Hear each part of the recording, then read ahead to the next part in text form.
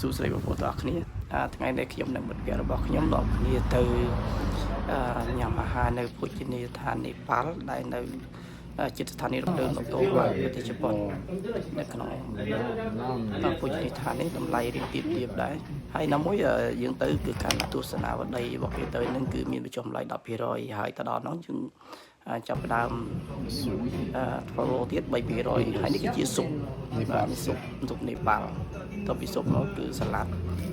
វាជាប្រភេទអាហារសរីរាង្គមានត្រួយកាយរបស់យើងដែរ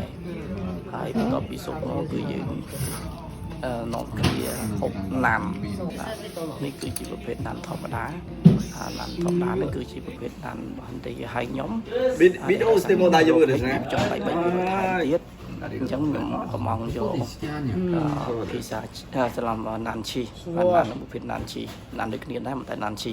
ប្រភេទណានគឺដូចជាសបកនំប៉័ងអញ្ចឹងតែគាត់តែមានឈីខាងក្នុងនោះដុតរនឌីជប់នេះប៉ាល់នេះប៉ាល់ហើយនេះប៉ាល់ក៏ជាអរិសាអីនេះយក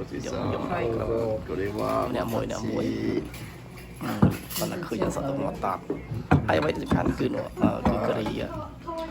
ពេលនៅហូបការីនឹងហើយគឺនឹកឃើញដល់ការីខ្មែរតែម្ដងគឺ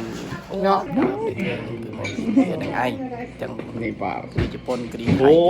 ជប៉ុនការីថៃការីខ្មែរអស់គឺមកពីឥណ្ឌាហើយមកឈីនឡាយអាហារហ្នឹងគឺដៃឲ្យសមជាគេបំផុតបាទតោះមកយើងលក់ឈីក្រឹបមើលមាត់ខ្ញុំខ្មាញ់យកជុំចាប់ដើមនិយាយទៅឃើញមាត់ខ្ញុំគឺតំណហ្មងឃើញសត្វទឹកមាត់សាយដៃមាត់ខ្មាញ់សុំខ្ញុំចូលចិត្តទំពាលឥតបានខ្ញុំទេあれの味はまたカムチアとかバラないですはいでカンボジアカレーវាមិនអត់ありがとうございますមានតំណងជាមួយនឹងគ្រប់ជាតិសាសឲ្យតែពេលយើងរសជាតិការីយើងពីនិយាយរកគឺយើងចាប់ផ្ដើមមកខ្ញុំចិត្តរបស់ខ្ញុំគ្នាលេងហ្នឹងបាទអរគុណច្រើនចំពោះការទស្សនាមានប៉ុណ្ណឹងថ្ងៃនេះお普段食べるカレーと全然違う。